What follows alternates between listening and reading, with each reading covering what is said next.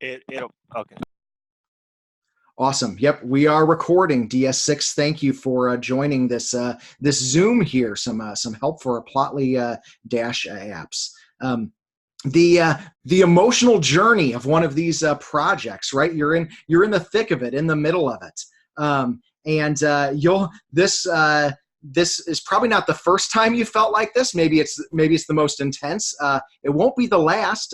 This will be part of the crucible that you go through. It's part of the Lambda way. It's designed for you to learn while doing and get comfortable with that, because it will be like this, but up another level when you get to build weeks. It will be like this, but up another level when you get to labs. And it will be like this, but up another level when you are on the job, where the awesome thing is that you will be paid well to learn on the job, to use libraries and packages that you've never used before, and you're on that tightrope.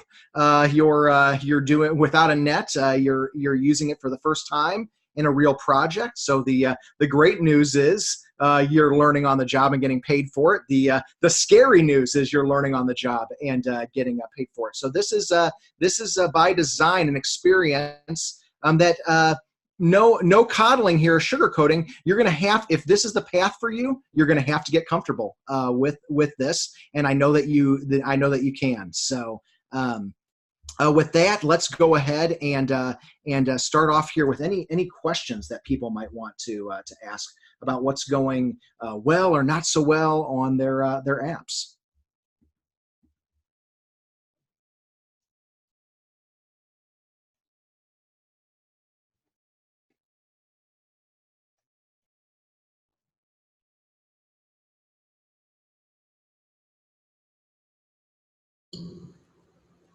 I was particularly interested in getting everything in one space in the lab, Jupyter Lab.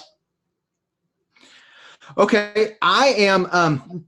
So while I've as you know, I've had the things going on in personal life this week, and I haven't been able to fully get that tested to my satisfaction. So for now, I would still encourage people to use the same process that's worked out for the previous two cohorts. Again, you're not the guinea pigs, so use that process. We did have some tweaks to the instruction to just try to make it a little bit more friendly for kind of platform agnostics or operating system agnostic, and all those changes are made now. So this will apply to any platform using the command line, which will be a requirement in Unit 3 as well. So we might as well get used to it now. Even though I would like to make the learning curve a little bit easier. So in the future, if I get that worked out in Jupyter Lab, I'll let you know. But for now, I've also I've started to document a little bit more sort of first-time local setup advice. If I go here to Unit 2, local setup. So this is kind of this is, again, general, but it even will tell you here, opening a command line terminal, how you do that if you're on Mac versus Windows, just linking to that documentation. Of course, you could Google that and find that for yourself, but just trying to make that a little bit more convenient. So I'll share this link here with you. So this will show you how to open a command line terminal, even just clarify some things here. We're not using conda environments, but it will, it's clarifying here, okay, to change directories, you can use a cd command to go up a level. You can use cd ... to list the contents of a current directory. It's the ls command for list on Mac or Linux, or it's the dir command for directory on Windows. So that gives a little bit of help as well. And so yes, I'd recommend we still do the terminal, and I can demonstrate that here, because I'm gonna kind of quickly go through just again pulling doing the first time setup instructions, and then as quickly as possible getting into adding the scikit-learn pipeline. Any other specific questions here on anybody's app that we could address before getting into a demo. Tell you, I loved seeing some of the dialogue on Slack. I loved Jordan. You had an awesome sketch of just kind of like whiteboarding it out, right, with some boxes and arrows, some diagrams, and like PowerPoint or Keynote or any other sort of software about like how thinking about the design, right, both the user interface design and also like the design behind the scenes, right, of how your app would work. So I love that. If you can share that sort of stuff with us, that can help us to support you. So I'm not getting any specific questions. So let's go ahead and get into this this demo here. So what I would like to do is to maybe take this code from the very last lesson of the unit, where we were defining the function here, kind of going full circle, right, for New York City apartment rents, and how we could like fit some sort of a model on that, and then we can write a function here, which is going to have some output. And I said, okay, this sort of function that we might write here like this, where we take these different inputs and then we output some information about the prediction. That's the sort of thing that we can put in a Plotly Dash app. So I'd be happy to demonstrate actually doing that here. All right. So let me go ahead back to these instructions, right? So the first time here, again, we need this software on your local computer. Need to have installed pipenv. So I'll assume that you've done that, but now, okay. Setup here, create a new repository from the template. So I follow that link. I'm going to call this New York City NYC rent predictor. How about that? Predict New York City apartment rents. So we'll generate that repository. Then my next step here, clone the repo onto my local computer. It gives me this command here. Again, when I'm starting to put together this information about local setup in general, here is a link on help.github.com. What does it mean to clone a repository? As a professional data scientist, you're going to have to get resourceful about finding this type of information. So I'm not showing you anything here that is secret information only in my head. Quite the opposite. I don't know how to do any of this stuff until I look it up, and that's what I'm sharing with you here. So I follow these instructions. It tells me, okay, use this green button, the clone or download button. That's exactly what I'll do here. I can copy this URL. I can go in my terminal to whatever sort of location. Again, I can use a cd to go up a level. I can use ls to list the contents of this directory when I'm on Linux or Mac. And if I was on Windows, then the equivalent command would be dir. If I want to change into, say, okay, here's my username and here's some students from previous cohorts. If I want to change into my username because this is where I want to clone it, then I do so. Change into there. Exactly as explained in GitHub's instructions. You're gonna open up that terminal and you're gonna change your current working directory to whatever location where you want the clone directory to be made. And then you use this git clone command. So I'll go ahead and do that here. And now, if I list the files here, I've got a variety of projects, different iterations here of Plotly Dash apps, and one of them is this new thing, New York City Rent Predictor. So I can change directories into that with CD for change directories, NYC Rent Predictor, and now I'm inside that folder. And if I list the files in this folder, which again, if you're on Windows, that command will be dir, and then I'll see all these files that were in the repo on GitHub, right? They were on Git's servers in the cloud, and now it's on a copy on my local computer as well.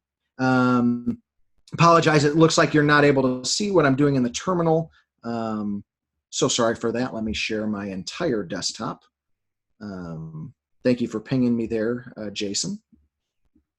So hopefully that won't throw us off too much, since these steps were already demonstrated in a couple mediums, right? Live video, recorded video, detailed step-by-step written instructions, etc. So here I am. I've cloned that repository. It's now on my local computer, my Ryan's MacBook Pro here. So let me take a look at my next instructions here. Change directory into the repo. I've already done that. If you're on Windows, delete that pip file lock file. Again, apologize for that hassle, but now we've solved that. There's no mystery on what to do now. So we'll create a virtual environment for this project and install dependencies from pip file with this single command here, pip env install. And okay, this is interesting. I'm actually in because I'm getting prepared for the next unit and some other. I'm in a separate environment here for unit 2. I want to exit out of that.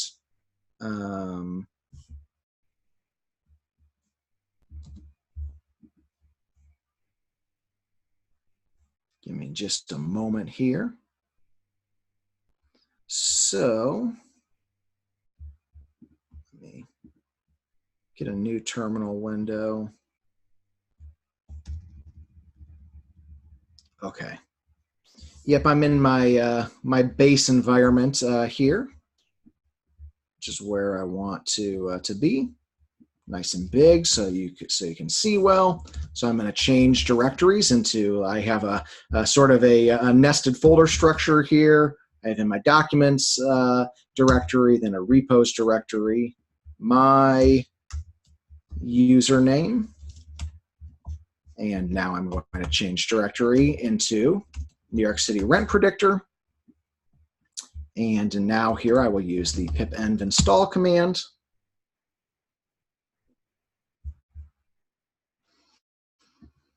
And it is creating a virtual environment, and it will install dependencies.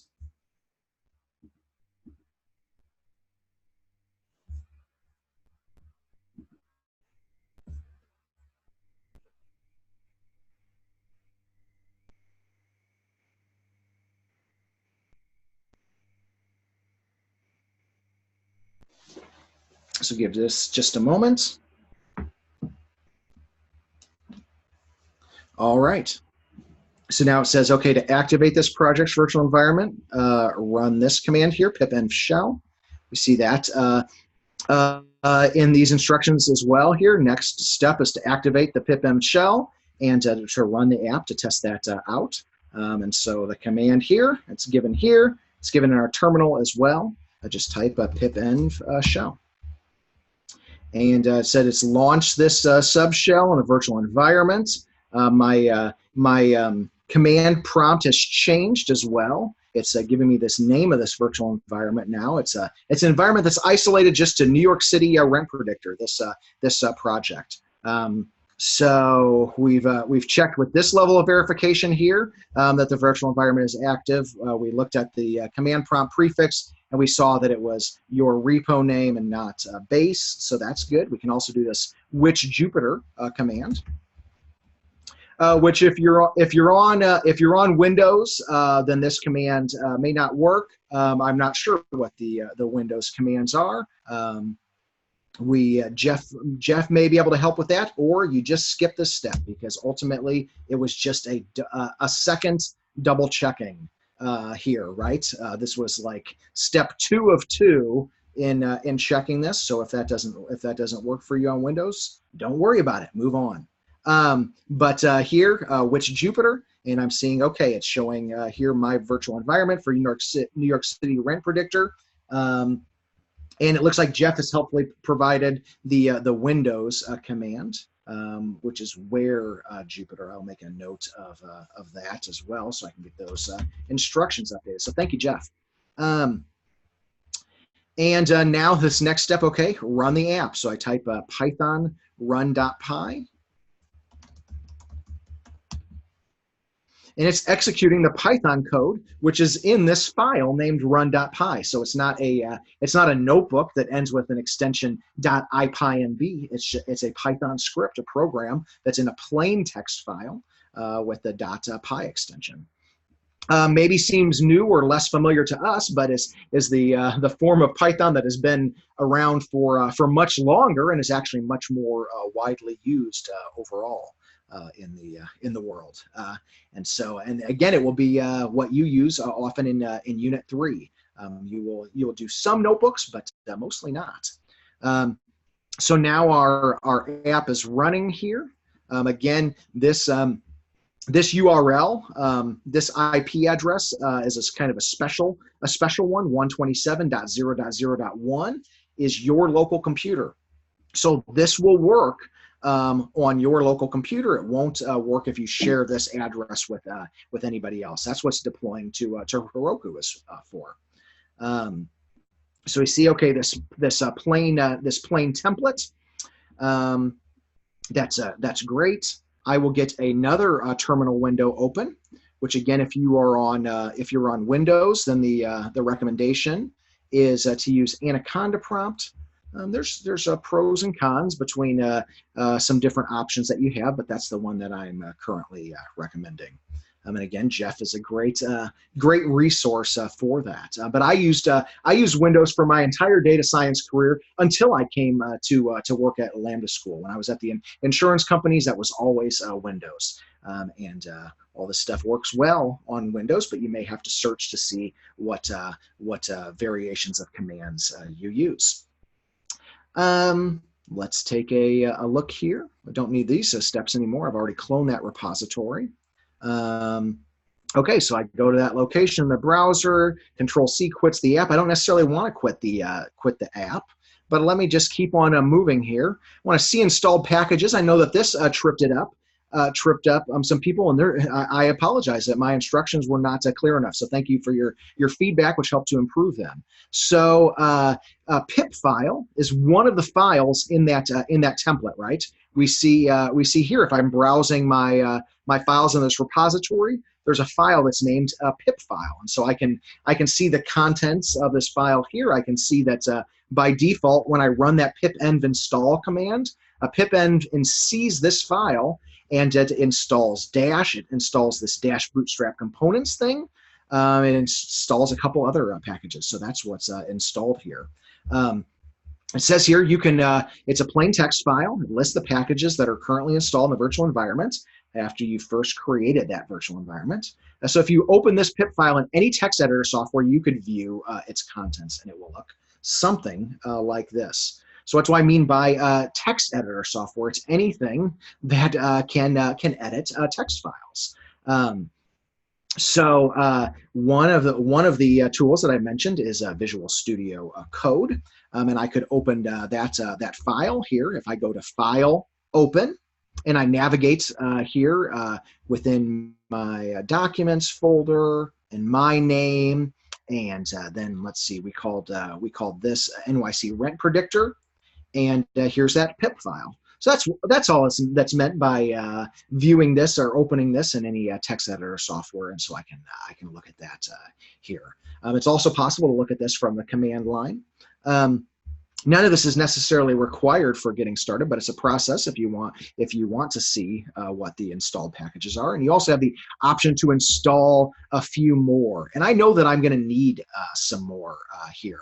If I look at my example that I'm using here, I'm not going to do the Shapley value plots for now, but I'm still, let me see some of the things here. I'm using scikit-learn, I'm using SciPy, using category encoders, etc.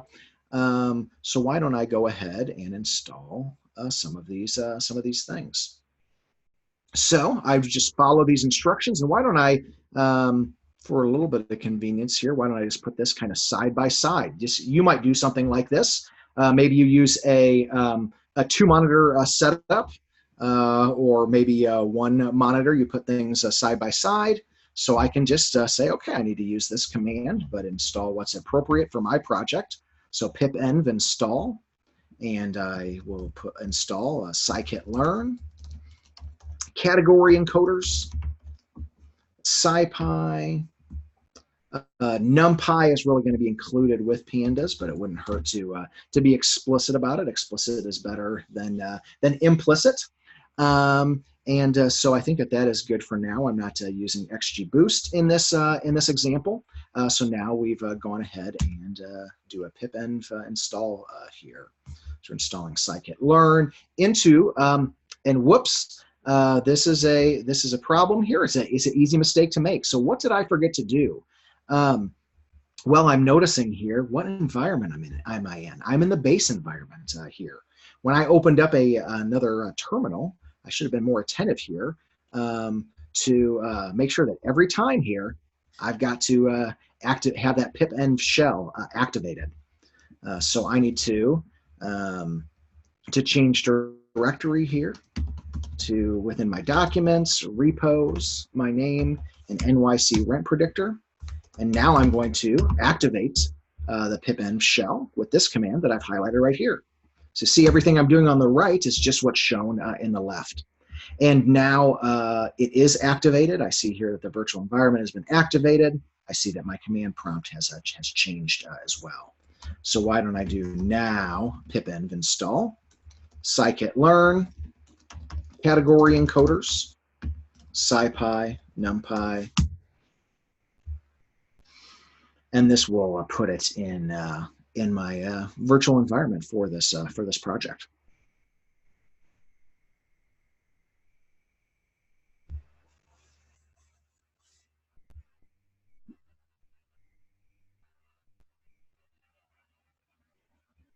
So we see, okay, it's installing. We see the installation succeeded messages. And then this pip file lock actually gives more details about the very specific information about each of these packages, including their exact versions. It's sometimes called deterministic builds. It will allow you to create the exact same environment on another person's computer, so that you can say, if it works on my computer in this environment, then if I replicate this environment exactly on another computer, it should work as well. So we'll give a moment here for these packages to be installed. Any questions so far as I've been showing this here?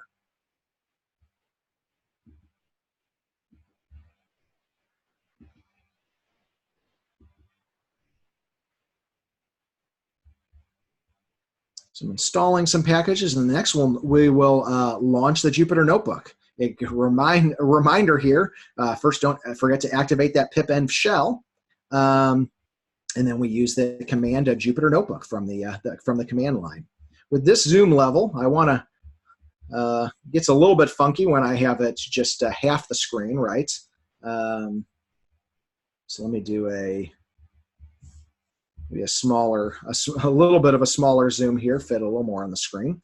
But okay, step 68 out of 68 ran on here, updating our pip file lock that is giving really detailed information about all our dependencies, which we've just installed. And now what if I were to take a look here at my pip file, right? So we can look at this in any text editor. And look here, it's been updated. VS Code has even highlighting for me the fact that now we've got scikit-learn, we've got category encoders, we've got scipy, and we've got numpy. So if I now launch Jupyter Notebook, and again I could verify with the command which Jupyter on Mac or Linux, or the command where Jupyter on Windows, and just make sure that it's actually the Jupyter for my virtual environment, and it is in fact. So I can use this command, Jupyter Notebook here, and it has now pulled up. So I can add some notebooks here. I can create a new notebook. Do you see that when Jupyter was launched here, it's in this subfolder, It's running in this virtual environment, right? We see this this pip file here. Again, this is a text editor. Jupyter can be a plain text viewer or even editor here as well. So I'm seeing the same information. But I can go here in this notebooks folder and I can create a new notebook.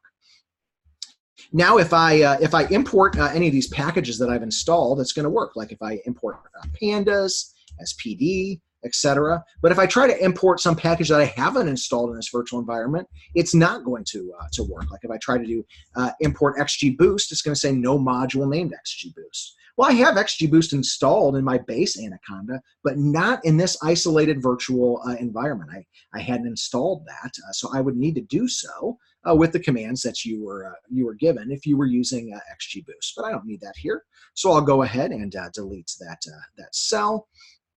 So let me first see if I can just replicate this example here, where I'm reading in this data. This is the same DS6 lesson notebook that you had already had that link if you're curious about this, but this is, you won't need to replicate these exact steps. It's more about just understanding.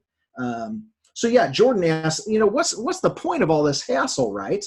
Is this for making sure the Dash app runs on the web? Absolutely. This is what is really going to help us to make sure that the Dash app runs on the web. When we were less vigilant about this in DS4, then I had on Thursday, I probably had a 15-hour day with 100 message Slack threads trying to help people debug their Heroku deployments. We didn't have those problems in DS5 when we were more vigilant, when people followed the exact same instructions that I provided to you in writing here, as well as that pre-recorded video. So that is what's going to help make sure the Dash app runs on the web. So if I go ahead and copy and paste some of this code in here, I've already imported pandas here, but I'm reading straight off of GitHub. You probably want to put your data in your project repo unless it's too large for GitHub. GitHub has a limit of like about 100 megabytes for a single file, unless you use GitHub large file storage, etc. But if your data is less than 100 megabytes, then I would recommend, and it's not some super confidential private thing that shouldn't be on a public GitHub repo, then I would encourage you to put it in your GitHub repo. But here's another option here. I'm reading the data just off of the public internet. Here, this GitHub repo for our applied modeling sprint. So doing the outlier removal here. Doing a train test split, exactly as we did before. And again, this notebook is running on my local computer in that isolated virtual environment, and that cell executes successfully because I have installed NumPy and Pandas in this virtual environment. So now let's take a look here at these next couple cells. I'm going to assign to X and Y. Just let me make sure that that's all working in the notebook.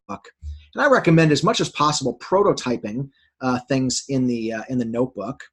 I'm not actually using this terminal right now, so let me just go back to just my notebook. Might as well. And I guess I could do these two web tabs side by side, but that's okay. So now I want to do a certain kind of grid search, a randomized search, CV, cross-validated, to train my model. And this is going to take some time. So I don't want to refit my model every time the app runs.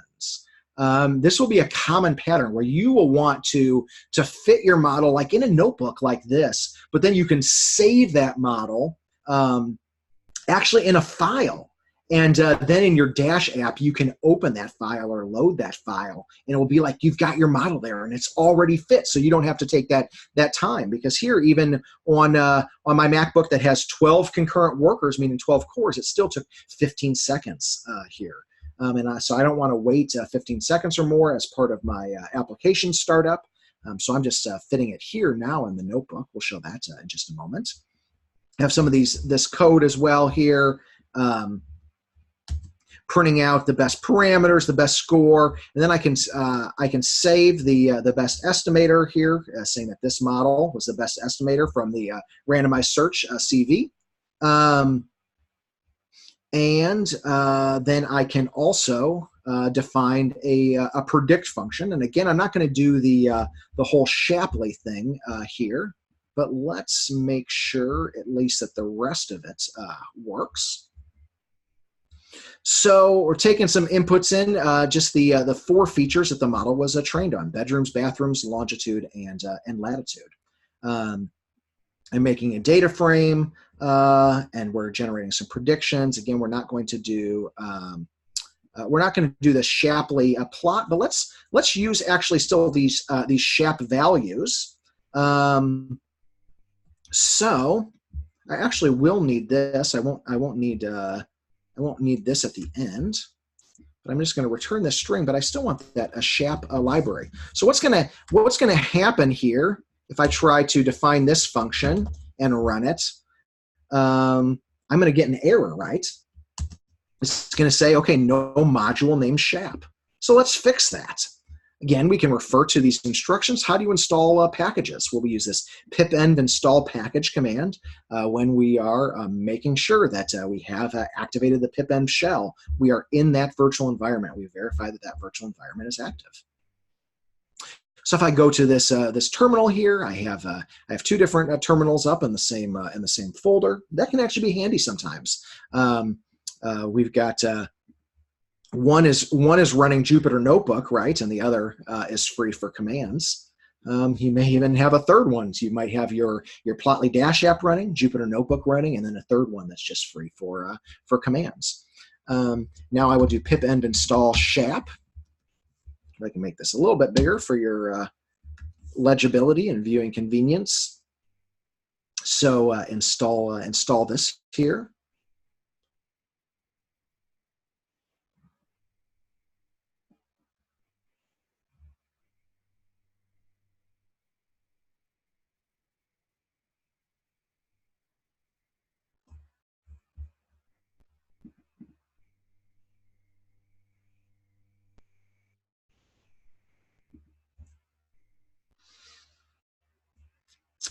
So we'll take just a moment here. Installation succeeded.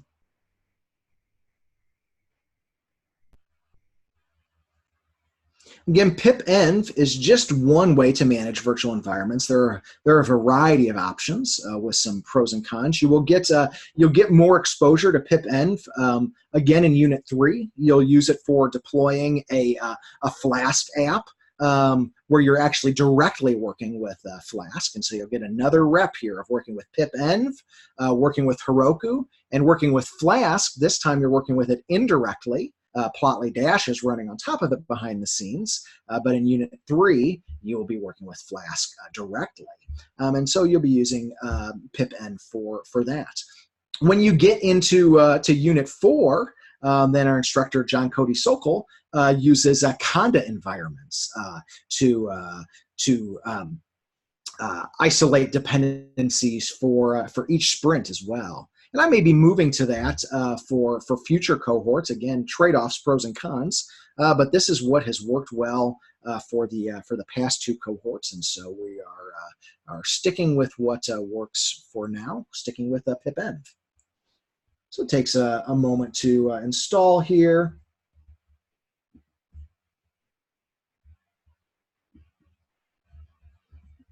And when that finishes, then if I re-execute this cell, it should be able to find the module named Shap.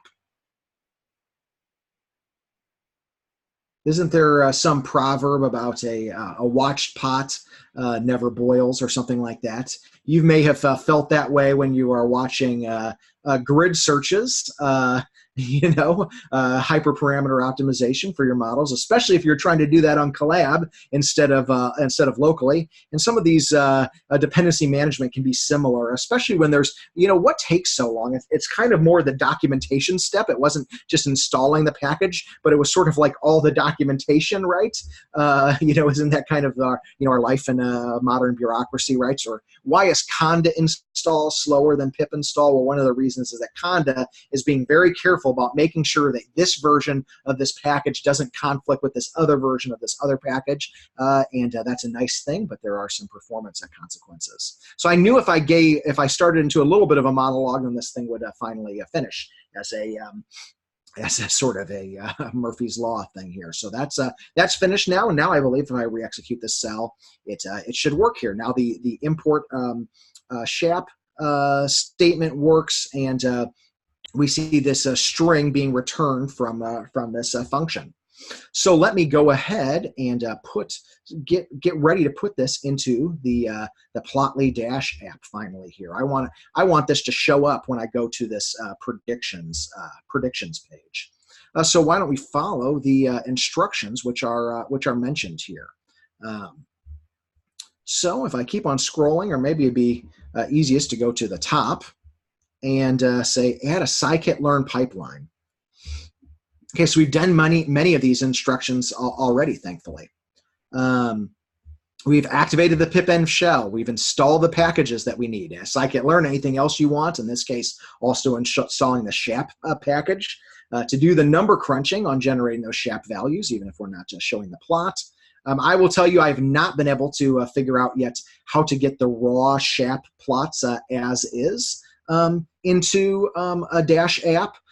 You'd think it would be not too bad because it's both JavaScript, but they're sort of JavaScript at different levels of abstraction, and the SHAP library is really designed specifically for being in a notebook.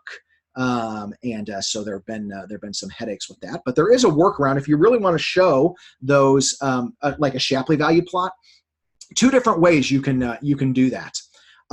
One, if you're doing it for a specific example where maybe you're zooming in on a specific example, you're not generating it live on the fly dynamically, then you can just add an image here.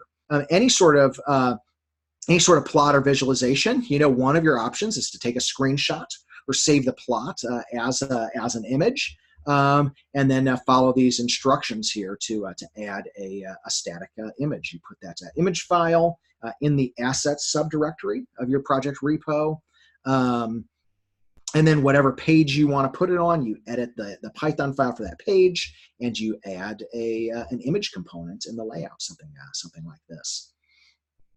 So that's one way that you can do it. But if you want to generate matplotlib-based plots dynamically and include that in your Dash app, there's a way to do that. You can actually convert matplotlib figures to plotly figures.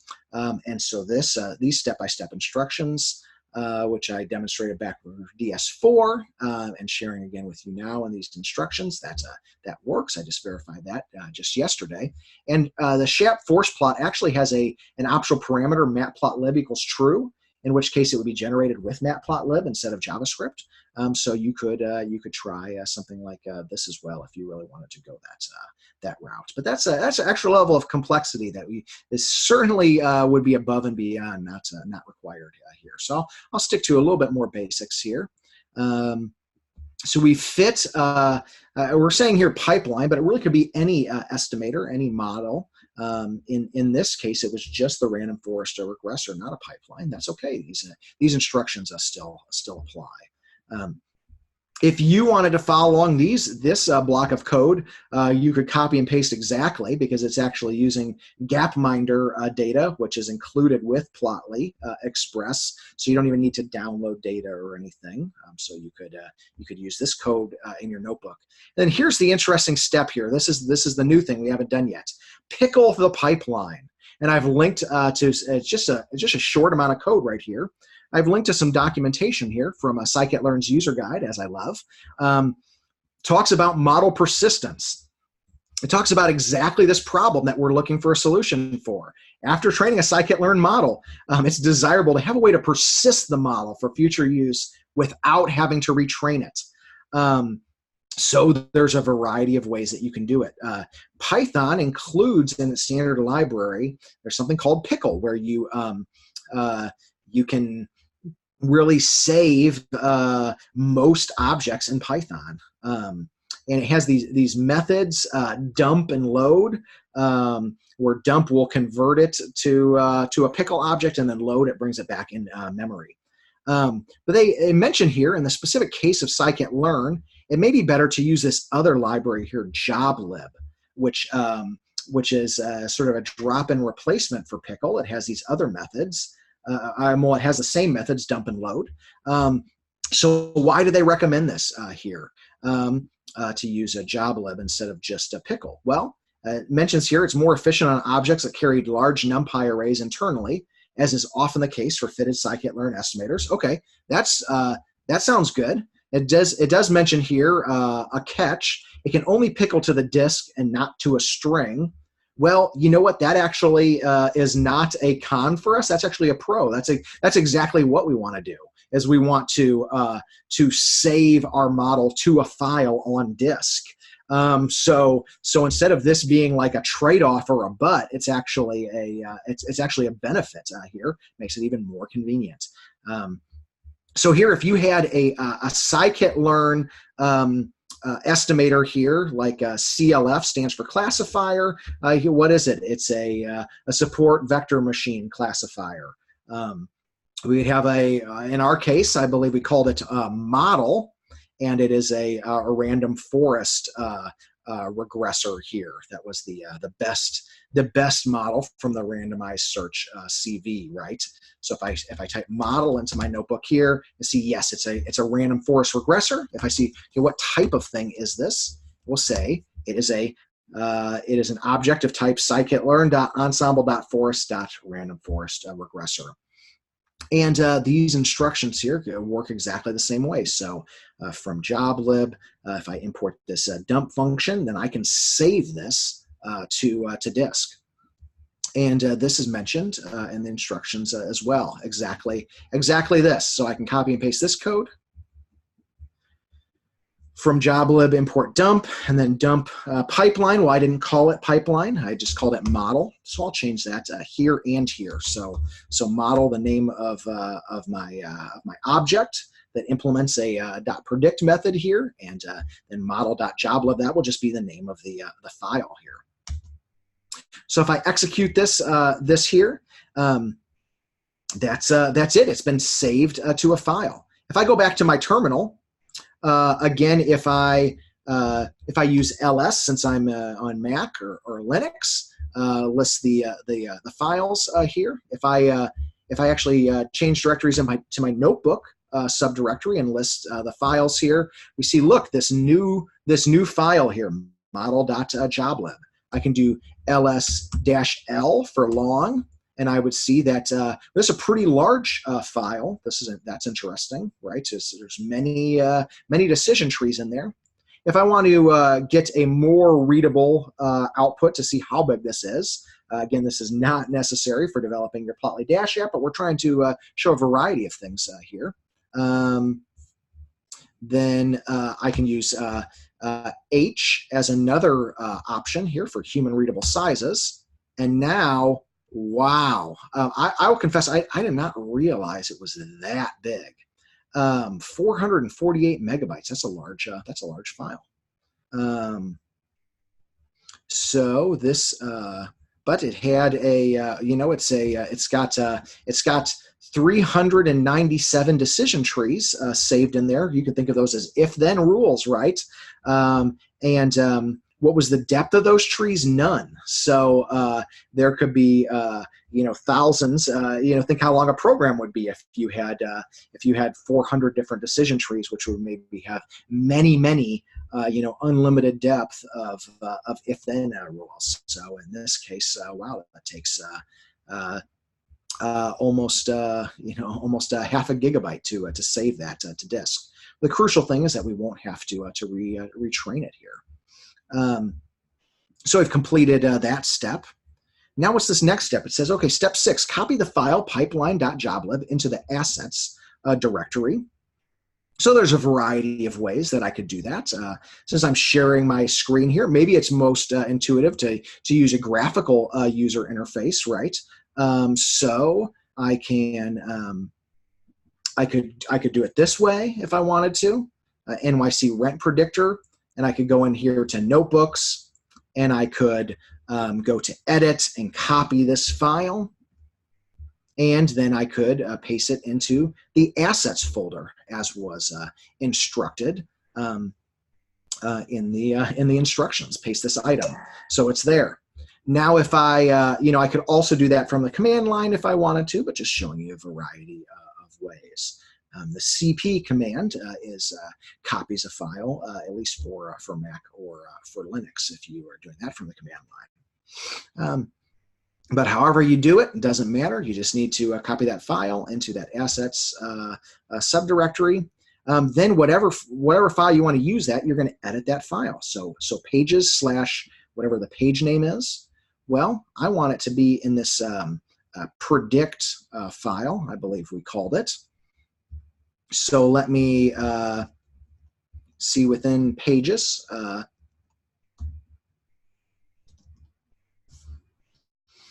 Or predictions.py is the name of that page where I want to put it. So I could open up predictions.py, however I want to do that, whether I'm doing it from the command line or whether I'm using file open in any sort of IDE here. So I go here, file open, pages, predictions.py. So we see what's in here right now. It's just a placeholder, right? See a 2-column layout here. This is explained in the instructions. This first column is 4 out of 12 columns wide, so it's sort of like a 1/3, 2/3 2-column layout. I just have this placeholder here, predictions. But I can put this here into add this code at the top, as mentioned here.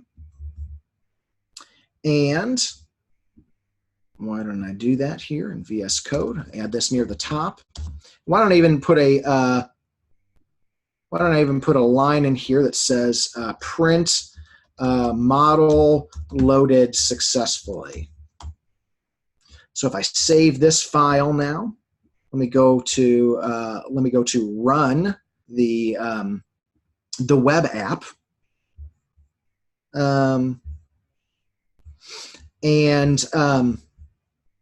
Just to kind of, I like to work very iteratively, right? So I'm not even going to fully go on to like steps 8 and 9 and 10. I just kind of want to make sure, what I'm doing so far, did it break anything? So I can make sure I'm here at the root level of my project here, where we have this run.py file, and I type Python run.py as specified in the instructions. And let's see, I do have an error here. Oh, what was the issue? Wrong file name. I didn't call it pipeline.joblib. I called it model.joblib. So I better fix that in my code. No big deal. So I fix this here. I save. Don't get discouraged. Just address this error. It said file not found. It literally couldn't find that file because there's nothing named that. I could look in my Finder here and say, yeah, there's not anything in assets named pipeline.joblib. It's named model.joblib. So now that I fixed that error, let me try running this Python run.py again. Okay, it's serving this Flask app. It's running on such and such address.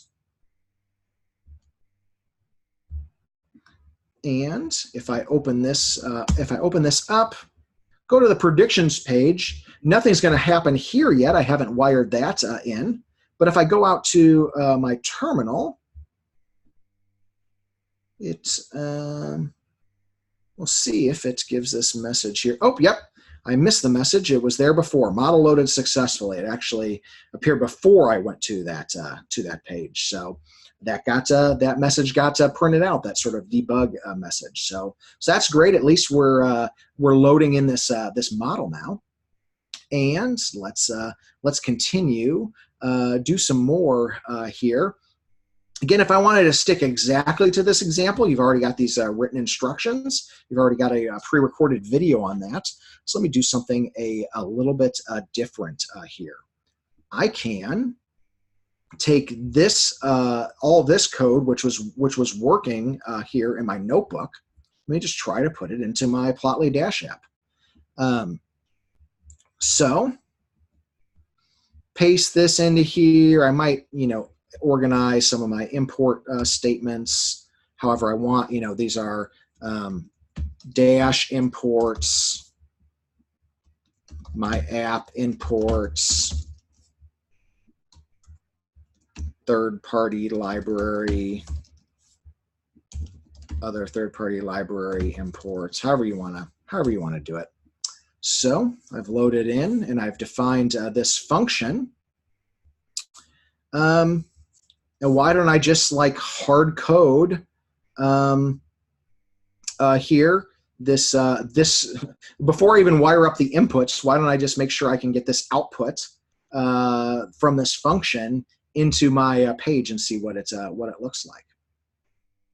So let me take a look at some of these instructions here. It says, okay, add a dash component for output. For example, we might have something that looks like this. Might have a heading where we're saying like expected lifespan, and then we have some sort of HTML tag where we can put the prediction content. So let me try that.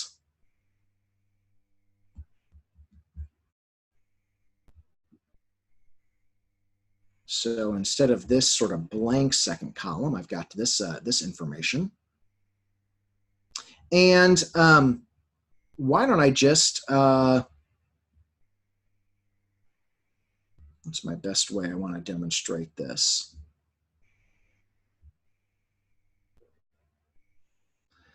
So I could say, okay, here, this is the result. I'm running this function, and I want to put that result here inside this page. And I'm not going to call it expected lifespan. Instead, I will call it New York City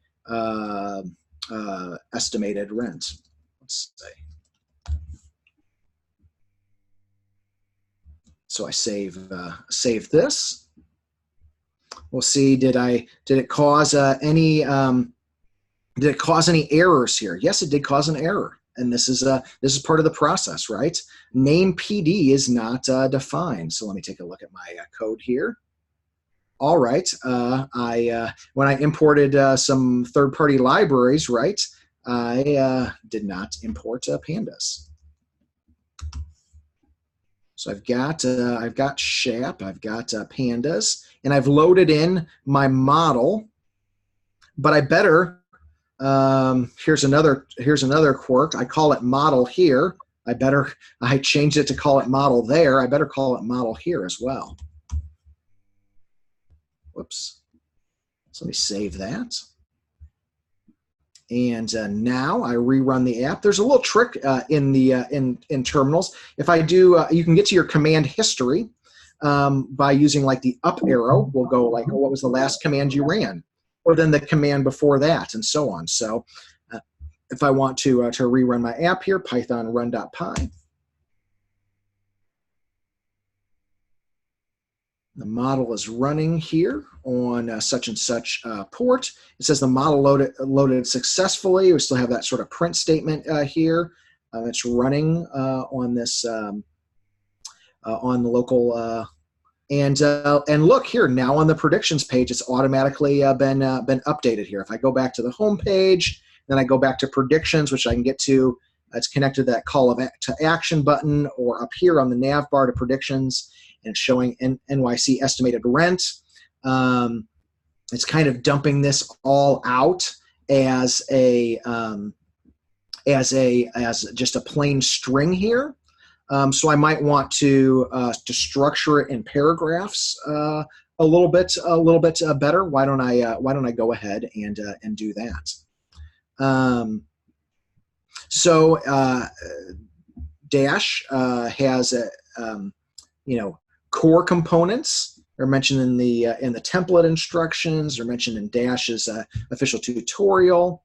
And HTML tags as well, like for different headings, or even divs. That just stands for, well, what exactly does div stand for? Mozilla is the best documentation for HTML and CSS. And this is what I was going to guess. I was going to guess division, but I was wondering if maybe it was divider or something like that. But it's a generic container for content. So you can put that in there, or you can use a P for a paragraph tag. Doesn't matter. So why don't I put that here? I'll say, okay, this is going to be like an HTML div tag. And why don't I actually make I might actually make a list of div tags. So I'm going to keep on appending to this list. I'll share all this code with you at the end. And we will see here. I think that my Shapleys are still not going to look great, but I think that this will be an improvement. Let's take a look. Let's experiment. It never hurts to try things, right?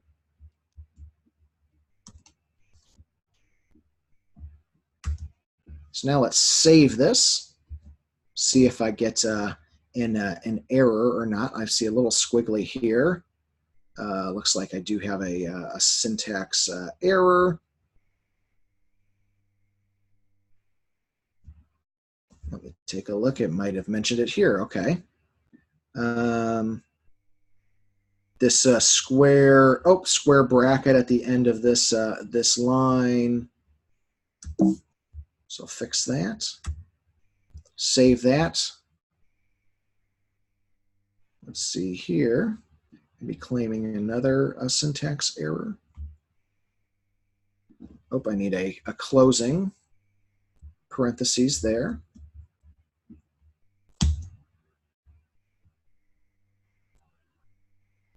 Run the app, model loaded successfully. It's running on localhost.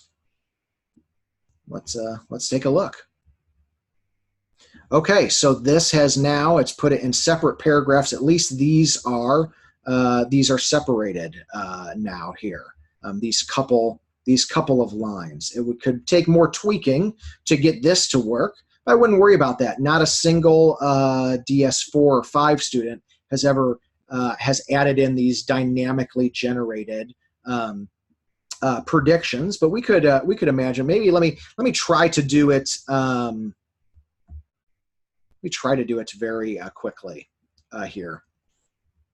So let me say that my explanation is this shaps to string, and then I want my lines of the explanation to be I want to split it on new line characters, and then I'm going to say for line and lines. And I will append to this result a separate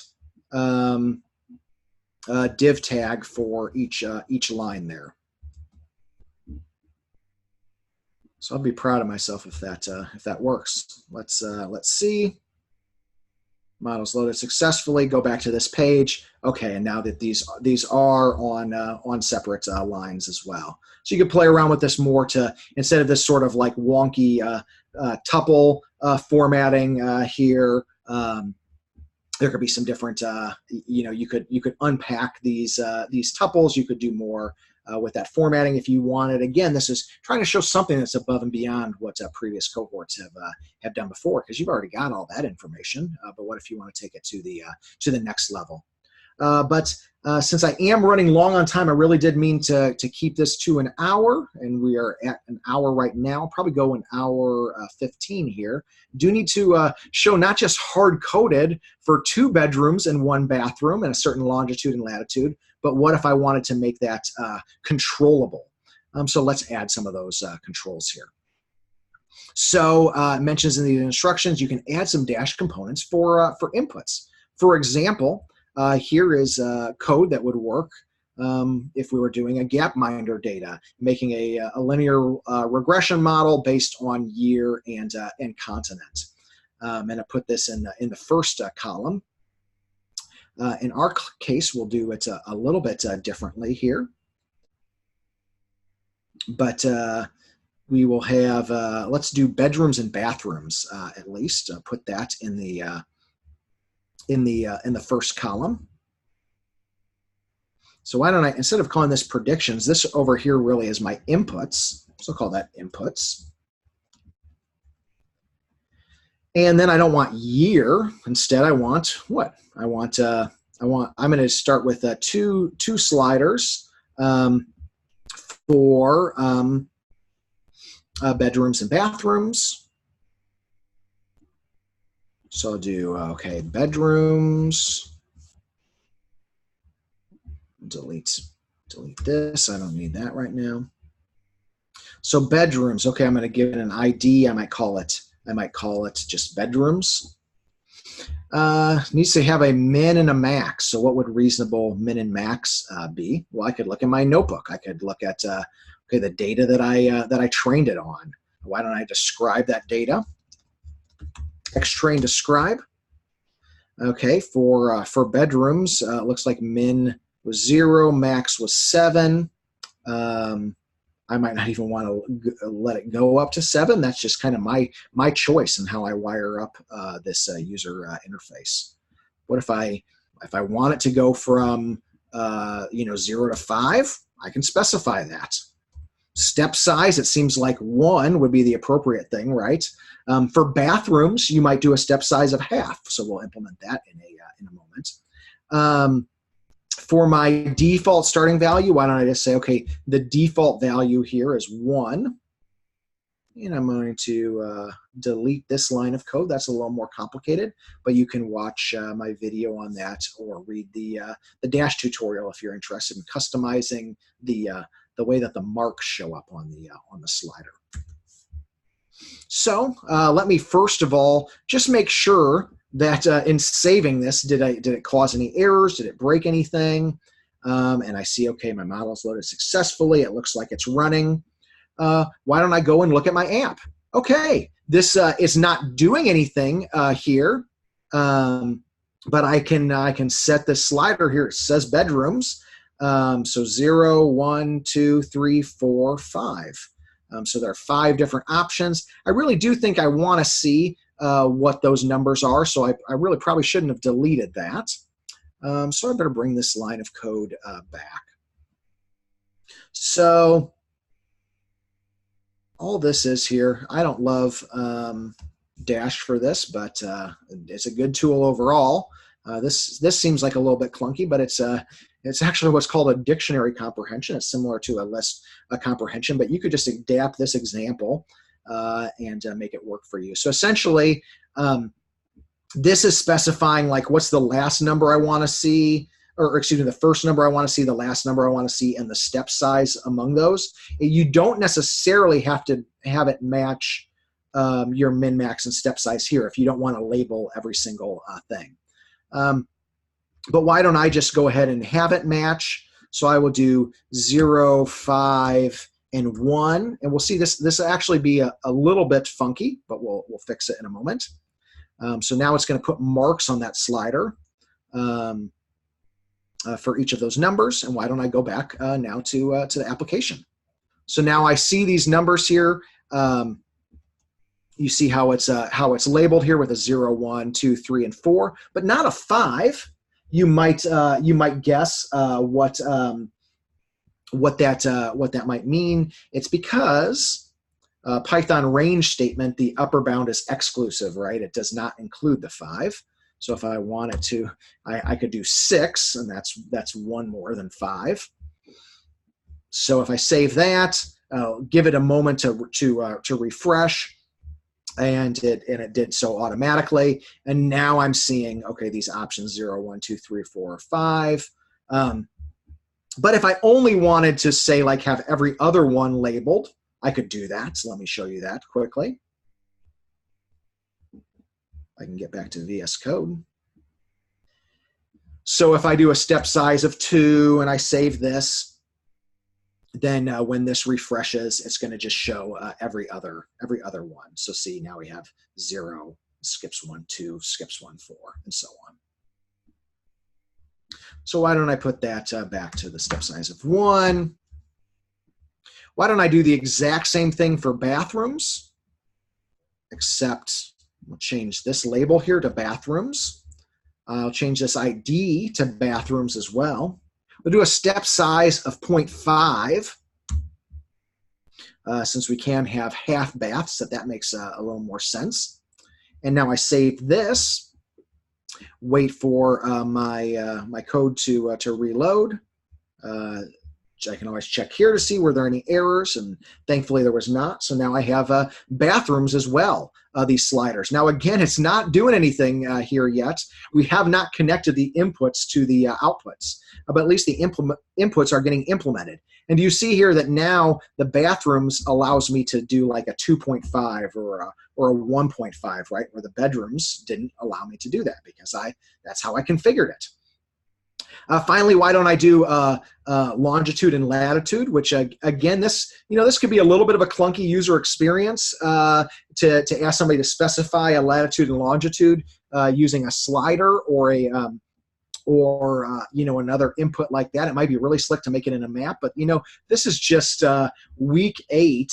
In a very short, in your Lambda school experience, in a very short project, right? So it's, again, don't let the perfect be the enemy of the good. Don't get discouraged because you say, I wish I really could provide a map, right? You could maybe always come back and do that later if you really want to. But why don't I, for a different input type, why don't I just do a raw text input? So I could do dash core components input. And let's take a look at this documentation here. So you see how to do drop downs. We see how to do sliders. It gives us all these examples, the same sort of things I'm showing to you. What about just here, raw text input? Why don't we use this? So I will go ahead and have a markdown heading, same as I've been doing, longitude, and I will do just a raw input here. What are my options here? Type equals text. I might be curious here. Okay, type equals number. That's what I really want, I think. So I'll do that. Type equals number. It can be a certain there can be a certain placeholder, a certain value. Why don't I just use whatever the median longitude is? So I'm going to use this value right here, first couple significant digits. And I will say that that's my placeholder. That's my value as well. I'm not certain if this is required to be a string. Let's save it and find out. Model loaded successfully. That's a good sign. Let's take a look here. Okay, we've got this longitude in here. It's interesting here when this is defaults to a number. It even has these sort of like up and down arrows, but you could also override it and put in whatever number you want, including potentially here, if you're giving them raw text, they could put a latitude or longitude that's not in New York City at all. So those are some of the things you think about with your user experience. But again, don't let the perfect be the enemy of the good. There's so many prospective junior data scientists that are only showing their work in a Jupyter notebook. Anything that you do here is going to set you apart, okay? So I'm wanting to apply both some tough love today as well as some well-deserved encouragement, and both of them are authentic. The tough love is you've got to get comfortable with this discomfort of learning new tools while you're in the thick of doing the project, and that you even have this sort of emotional roller coaster. And let's be real, it sometimes does not feel too great, right? So that's the tough love reality. But the encouragement I want to provide you is that, yeah, if you can have, you might look at this and be frustrated, oh, I don't love this way of specifying longitude and latitude, and the way my output maybe looks a little bit janky here, well, just delivering it at all is something that can set you apart, okay? So don't get discouraged. Be proud if you can deliver anything here. So why don't I go ahead and but we are going to tweak the expectations for this project a little bit because of some of the unusual circumstances we've had. And I'll talk about that in just a moment here, if you'll bear with me. So let's see, the median latitude is this. I'll paste this in as my default for latitude.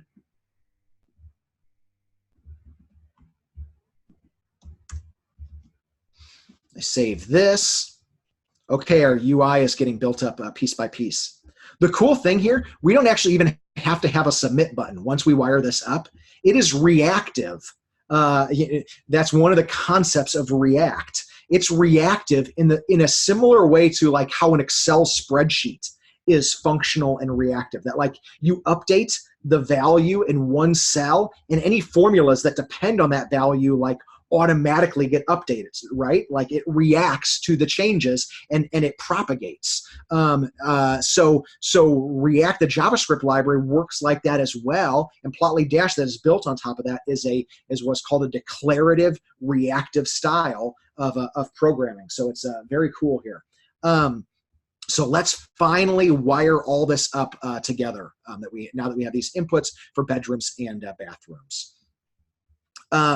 So that's in step 10. We add this what's called a callback, and I link to where it's described in the Dash tutorial. And lots of good examples here. This is how I learned it. And so you can also take a look at this as well as the specific examples that I'm providing here as well. And so what we do is we decorate the function with this callback. You'll learn more about that in Unit 3 as well. But this @ symbol here, it's sort of like it takes your function and it puts it inside another function, right? It's like the exhibit meme, like, yo dog, I heard you love functions, so I gave you a function decorator so that you can put functions in your functions. Where so it's behind the scene. It's wrapping this predict function in another function that wires together certain inputs with certain outputs here. So whatever we named, and so here are the inputs here. It's like whatever the ID is here. In this example, it was ID year and then ID continent for a slider and a drop down. And then it's just taking the values of those two inputs. And then the output here, it's taking this div that's called prediction content. And then the output is just it's inserting into like the children of that div, meaning like it's an element that again can contain other elements like a parent-child relationship. So another example for this meme. So we can do something very similar here, adding this decorator here to our function. So instead of hard coding this result in here, let's totally remove that hard coding there. Let's remove this line of code. So we're taking a step backwards. So now if assuming I haven't caused any syntax errors, and that's good, it hasn't, but it's removed that. So we want to get that dynamically showing up over here. And that's where we add here this callback. Whoops. If I go to my instructions here, this callback to update the output based on the inputs. So, moment of truth. So what are our inputs? Our inputs here are bedrooms, bathrooms, longitude, and latitude. And all these inputs are going to be passed as parameters to the function in that order. So I want to make sure that my order here on the inputs match what I'm expecting here in my function and ultimately what I'm using to create the data frame, right? Like if I swapped the order of bathrooms and bedrooms or longitude and latitude, the scary thing here is that the code probably wouldn't generate an error. It just would be giving me less accurate predictions than I might otherwise get. So a little bit of attention to detail goes a long way. And I'm going to be real with you here. That sort of error is probably not something that a interviewer, a prospective employer is going to catch. But you you want to have pride in your work, right? And you want to make sure it's working as well as possible. So even though probably no one's going to call you on it, you still would feel better to know that you're getting the again, you don't let perfect be the enemy of the good. You're never going to get perfect predictions, but you don't want to make a typo where you've swapped the order of something and all of a sudden you're getting less accurate predictions, and it might even be confusing. So let me just make sure I understand this callback here. So we're wiring together some certain inputs. These are objects here that come from Dash as well, from Dash dependencies, this input object, this output object, where it's saying, okay, we've got things that have a certain ID here, like the slider ID bedrooms, slider ID bathrooms, the raw text with I've got to give these ones IDs. So ID equals longitude, ID equals latitude. So that would give me an error if I hadn't caught that before I had saved, and it wouldn't be any big deal. We'd work it out. And now if I and then gosh, okay, this output, it's looking for an ID named prediction content. We've got that here. It's in the second column. We've got it's HTML content division called prediction content. So it's just going to insert these like multiple other divs inside of there. So this will be a fancier output than any cohort has had before. Again, you're not required to do this, but it'd be kind of cool if you did do something like this. And hey, okay, model is loaded successfully. Let's go back to this page. And now I am seeing this information here. But crucially, what if I change bedrooms to 2? Did you see how this updated? Now it's saying bedrooms equals 2, and this rent price went up as well. If I go up bedrooms to 3, and it takes a little moment to go through 400 decision trees. You may not want to model that complex. So it's maybe not as speedy as I might love on the updating, but you see it does here update. So, okay, 3-bedroom, wow, we're getting over $4,000. What if we cranked it all the way up to, we don't go up to 11, but we go up to 5 here, and it's estimated at over $6,000 here. Okay, 5-bedroom, 5-bath. We can also specify different longitude and latitude as well. And I guess evidently when we change this longitude here, it's going down a bit. But recall, since we are using decision trees, it's nonlinear, even non-monotonic relationship. So now what is happening? Every time I change these inputs, bedrooms and bathrooms, it is rerunning that predict function the same way that we could rerun it in the notebook. It's making a data frame with whatever the value is for number of bedrooms, bathrooms, longitude, and latitude. It's generating a prediction. Hey, it's even calculating those SHAP values. And it's then returning this HTML output here where we've got the estimated rent for a certain New York City apartment. And it's even giving a bit of this explanation as well. So what if we have a 1-bedroom, 1-bath? We take it back to that, and we're $2,400. 2-bedroom, 1-bath. We're getting closer to the baseline there. So you can play around. You can play around with stuff like this. This is how you implement a model in your Dash app. So I'm gonna share all this source code with you. Let me recap. Let me also explain some shifts for this week. So we are going to be lightening up on some of your requirements here because this has been difficult on you, okay? I want to give you some tough love. I want to give you some accountability, but you are the first cohort where you were required to make the app, right? The past 2 cohorts had the option to do a blog post instead.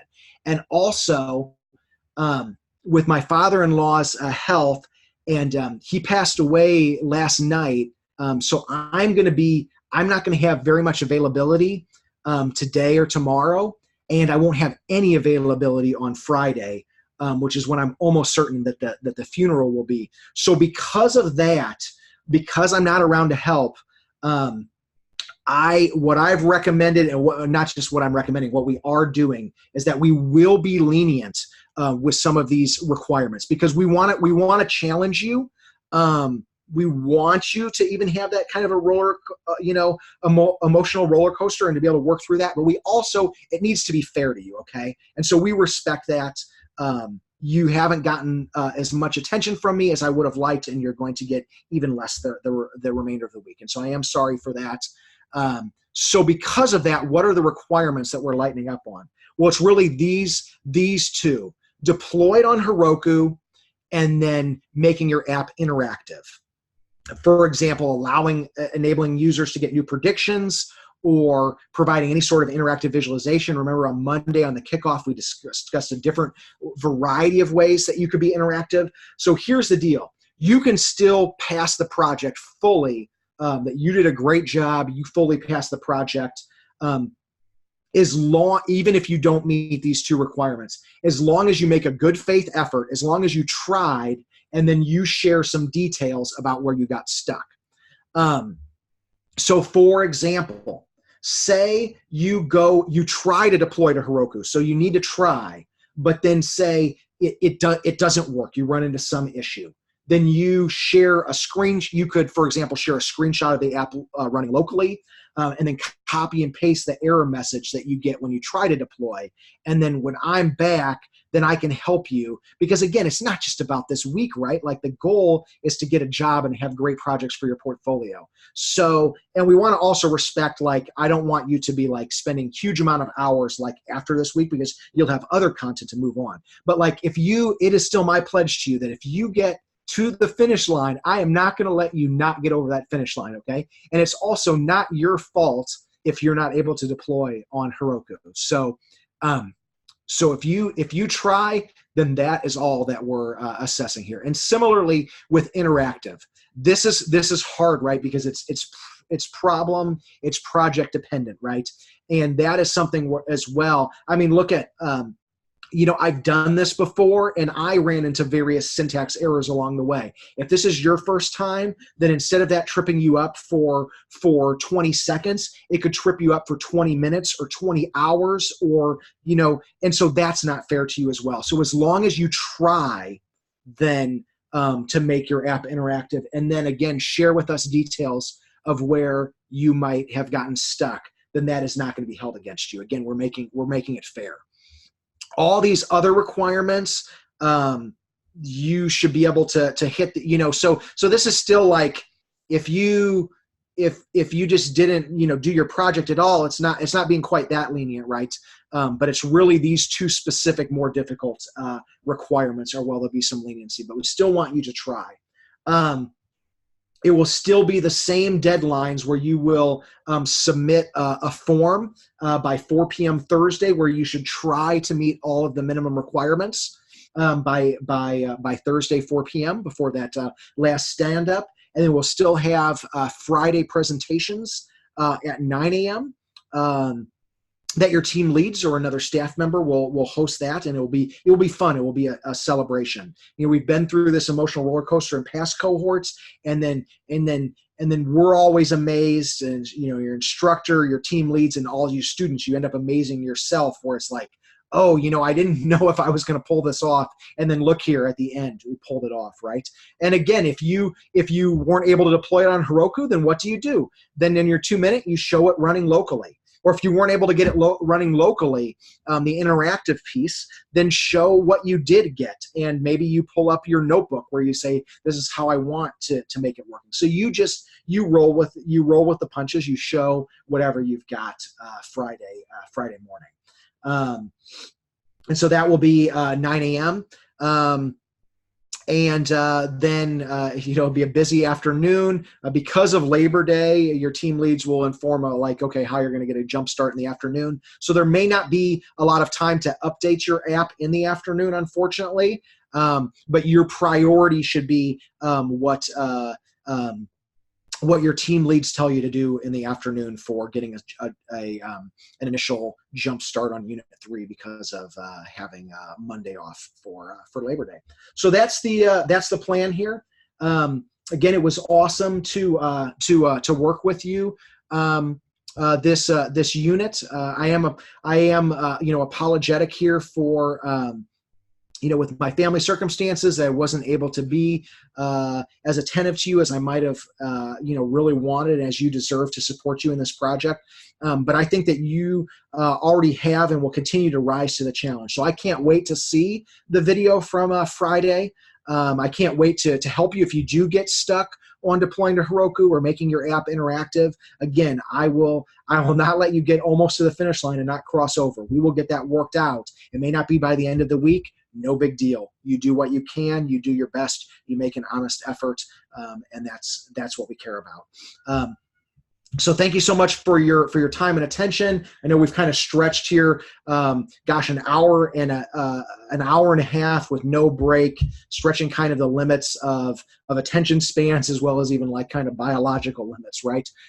So thank you. I hope that this was helpful. The recording will be posted, and this will be the last time that I meet with you today. But I may be monitoring Slack a little bit, and I may not.